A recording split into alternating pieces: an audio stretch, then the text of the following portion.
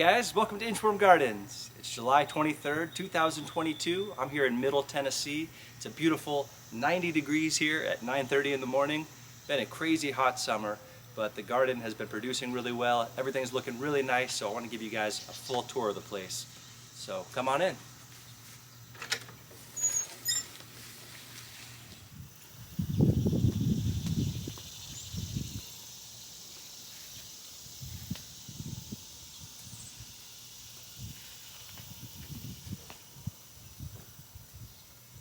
All right, so this first big plant here is calla lily. It's a perennial, grows really big, has these nice red flowers, gives a kind of cool tropical look to the garden. There's some more of them in the middle there. We got our Mexican sunflower, slowly but surely coming up. A couple pepper plants here. This is a nice crepe myrtle. Some nasturtiums in this hanging basket that have seen better days. There's a bunch of lemon balm that we transplanted. Ooh, you hear those? Those are cicadas. Not sure if you guys have them where you are, but down here in the summer, that chirping sound, those are cicadas. That's the sound of summer for me. This is a fig tree. It's looking really nice. We have yet to see a single fig. That's okay. We're hoping that maybe later in the year we'll get something.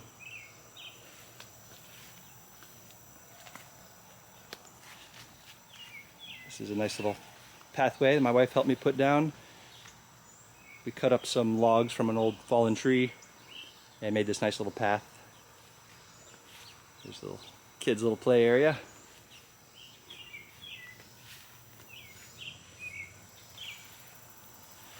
Alright, so this is a newer bed that we put in here.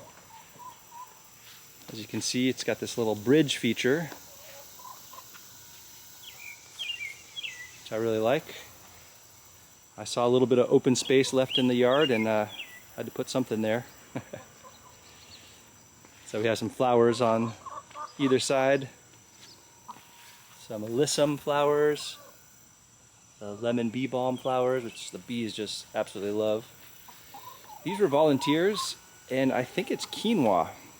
I've grown quinoa once before. We definitely did not plant any this year, but it randomly sprouted up in several places in the garden, so I kept it growing because it is a pretty plant, and the seed heads are really nice once they come in. So we'll see. Oh, look at this. Look at the timing here. Hello, friend. Wow, beautiful. Oh my gosh. She actually looks a little beaten up. Look at her back wings. Looks like she got a little chunk taken out of them. Beautiful. So we get these really nice swallowtail caterpillars on our dill. And last year we got to see the whole evolution life cycle of them. This year we saw about 5 of them, and then one by one they were disappearing and then they were gone. And we believe that there was a bird nearby that was just picking them off. So we did not get to see any of them go through their life cycle this year, but they still come back and visit, so that's really nice. Chickens are saying good morning as well. Hello, yarn ball.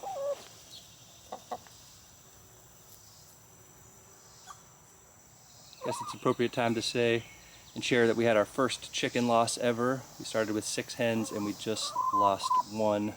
So rest in peace to Cricket. We think she got egg bound. But anyway, it was pretty sad. It was our first time for my son to experience loss like that, so it was a little sad, but makes us appreciate life that much more. So we're happy that these chickens are here and they're doing well, and they're giving us some delicious breakfast each morning.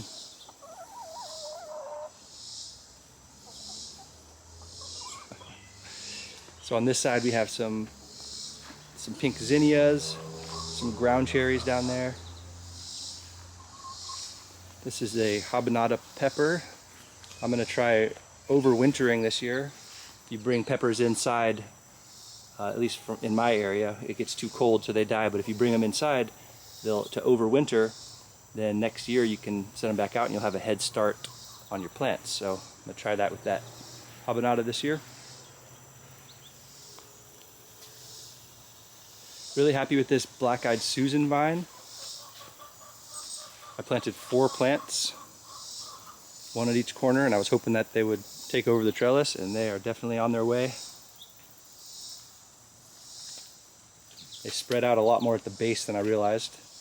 They're kind of just climbing everywhere, but really pretty flowers.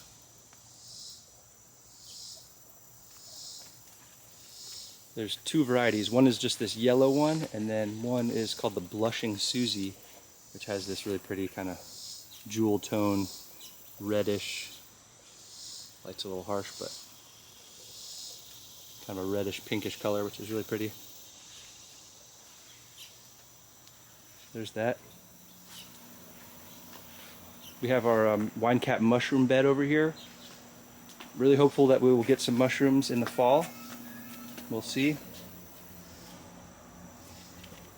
I've been peeking on the mycelium in here, and there's definitely some life. You see all that white? That's the actual fungus body spreading throughout the wood chips, and eventually it'll put out some mushrooms. Some morning glory. Oop, I'm getting a temperature notice on my camera. It's too hot. Alright, let me pause it for a second here. Alright, let the camera cool down for a couple minutes. So I was saying this is a morning glory, which is actually invasive. You can see it's kind of choking out this bush here, but really, really pretty flowers. So I don't really mind it, but just something to keep in mind. Morning glory will spread. It is very vigorous. Couple potted plants here. This is a strawberry mint, which doesn't look very good right now, but it has a really cool smell. It's really nice. This is our gold flame honeysuckle. Still producing. The kids discovered that you can, eat the little dew, the honey dew out of here. So they've been picking those flowers and tasting them. They have a nice sweetness to them. Our different mints there. My first attempt at growing potatoes in buckets. I don't know that it's going very well. My plan was you start with some soil in the bottom, and then you're supposed to build the soil up when you start to see the potatoes popping out, but we never saw the potatoes pop out. So that will be a mystery to see if there's any potatoes actually growing in there.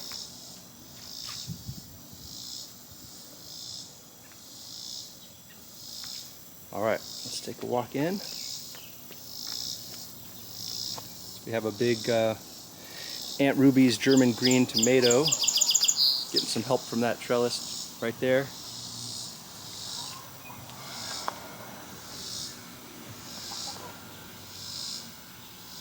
Here's our kale bed. So we used the floating row cover, like a little cloth hoop, in the early part of the season, and that really helped. It helped cut down on the white flies. I'm getting another temperature warning again. I don't know if this is going to cut off. I'll try to keep going.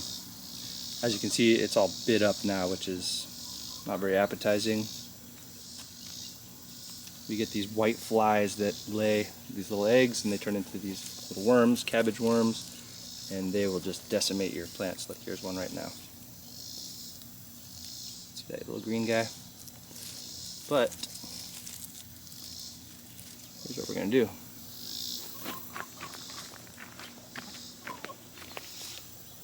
Alright, puppy. Ooh, good girl. Yeah, they eat those up. So we'll pick off a kale leaf that has a bunch of those worms on there. We'll give them to the chickens, and they make short work of them. Alright, so we have some lettuce that we let go to seed. So this is what happens to lettuce when you just let it keep growing. It starts to flower. Makes these nice pretty yellow flowers. You can collect the seed from those seed pods. Here's a really nice basil that we grew for the first time this year. This is a ball basil. So you can see how small and compact it is. Real small leaves, but super flavorful. And that's a purple ball basil. That's really nice. A couple of okra coming in nice. This is a really cool plant. This is a black sesame. If you've ever wondered what a sesame plant looks like, this is it. And those little pods are where sesame seeds come from. And this just happens to be the black variety. So once these fully dry out, we're gonna get some nice sesame seeds. And they have these pretty purple flowers. Kind of a little trumpet shaped.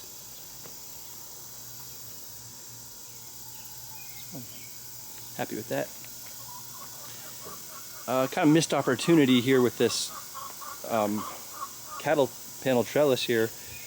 My climbing crops just didn't take fast enough, and I was hoping that we would have this all covered and nice, but that is not the case. But that's okay. There's always next year. Some green onions. See, I don't know what happened, but they just kind of stunted. These are, this is a Malabar spinach, which usually grows crazy and really strong, but they just, I put them in the ground there and they didn't move. They just stayed there, didn't grow at all. Some broccoli. Definitely too hot for the broccoli right now, but it still looks okay. Maybe we'll get a fall crop, so we'll see. Another kale there. This is a hops vine growing in the bucket. Alright, corn has been a failure this year. I think I got it started too late. I think this corner is too shady. Not quite sure, but that's supposed to be glass gem corn. It's supposed to be 8-9 feet tall by now, and it is not. So that's a little disappointing. This whole bed is kind of a little bit of a mess. Not, you always have one of those beds in the garden. But let me back up here and show you this front part. So this is the Ford Hook Swiss Chard, Ford Hook Giant. It's also supposed to get really big, but mine is on the smaller side. But we've been harvesting this and eating a lot of it. It's really nice. Touch Me Not flowers were all volunteers from last year. Didn't plant any of those this year. So that was a nice surprise. This was a kale that we planted in the fall last year, and it came back. We've been harvesting it all year. Alright, sorry if this keeps cutting off. It is literally too hot to even film. The camera keeps shutting down, but let's keep going.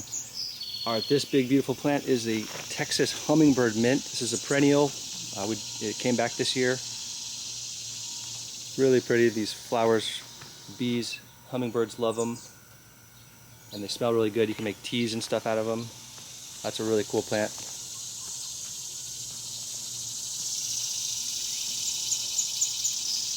So this right here, this is fennel. All these really pretty flowers. And then this is dill that fully went to seed. And look how easy it is to harvest dill seeds. Once the flowers are done, they dry out. And then you got an endless supply of dill.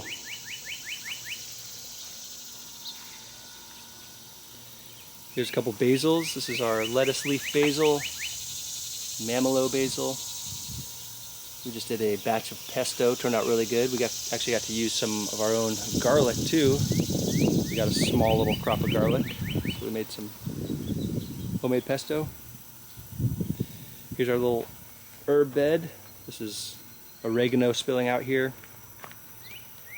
We have some thyme there, some lemon balm, some lemon thyme, and this is the new orange lemon balm. This is really cool.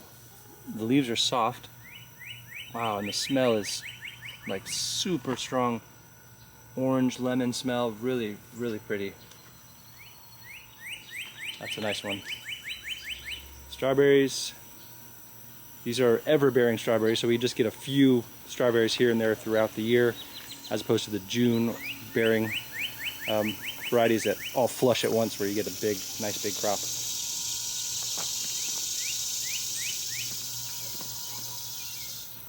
There's another hops plant, struggling a little bit. All right, here's our tomatoes and peppers. Tomatoes also are looking a little rough, got to admit, but they are still producing. It's a bumblebee cherry tomato. Here's our sweet bonnet pepper. It's a little line of shishitos. Been eating a lot of those. Barry's crazy cherry tomatoes. Prairie Fire tomatoes. It's the Brad's Atomic Grape. 4th of July. These cool black strawberry. It's a really pretty one. And then this corner, for some reason this corner always becomes an unruly mess, which I don't really mind. It's a huge squash plant and this Aunt Ruby's German green tomato. They all just mix and mingle. That's what's going on there. This is a blue butterfly pea flower. These are really pretty. Make a beautiful tea, really healthy. Give it a beautiful dark blue color.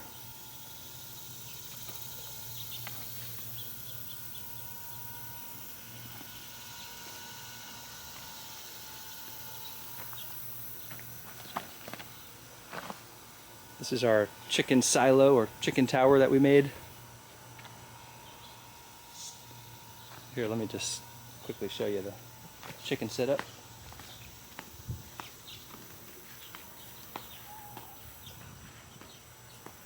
So we have the coop there. It's a little run. So we added this little wire fencing and created the chicken tunnel, aka the chunnel, that runs all along the outside of the garden. Gives the chickens some more area to run around. We get to see them. I was saying it makes the chickens more accessible, brings them to the front of the garden. You can give them treats, give them some pets. Anyway, it's really nice having the chickens part of the whole ecosystem. If you're wondering what this is actually a fly catcher. It's actually super, works really well. You put some bait down there, and the flies, they once they're in there, they can't figure out how to fly out this way, so they fly up, and then they go through this hole and they get trapped in this little space. So that's a good, simple, non-poison way to get rid of some flies. All right, this is the Redmond cactus zinnia. Some more peppers over here. Check out these Sugar Rush peach peppers. Super productive. Gotta wait for those to turn a nice peachy orange color before they're ready. Another habanada plant. It's loaded down. Ground cherries. This is kind of spilling out into the wood chips here, but these are the best. I would say my #1 absolute favorite garden crop right here is these ground cherries. They're sweet, delicious, so productive. Tropical sweetness, the best. If you're not growing ground cherries, that is the single most highly recommended plant that I would recommend that you grow.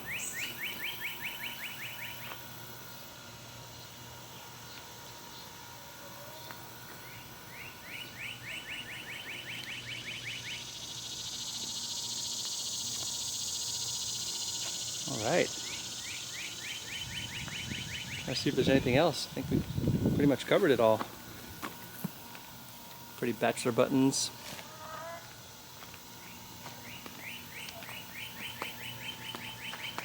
I designed these beds to kind of make you wander through the garden. You see, when you walk in here, you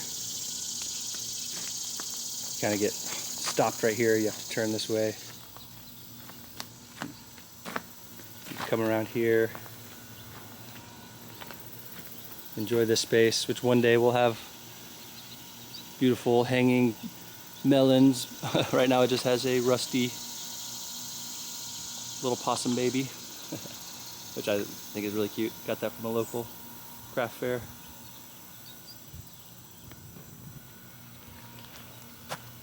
And you have to come this way, and you got this little roundabout. Anyway, I'm just really happy with this garden. Such a beautiful space. Very thankful to have this.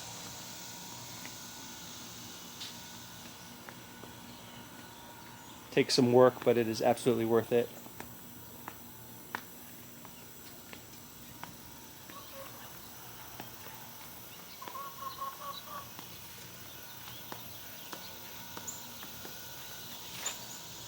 There you go, guys. That was a full tour. Thank you so much for watching, guys. I hope you enjoyed that tour. I hope everything in your garden and in your life is going just swell. Happy summer. Have a great day. Catch you on the next one.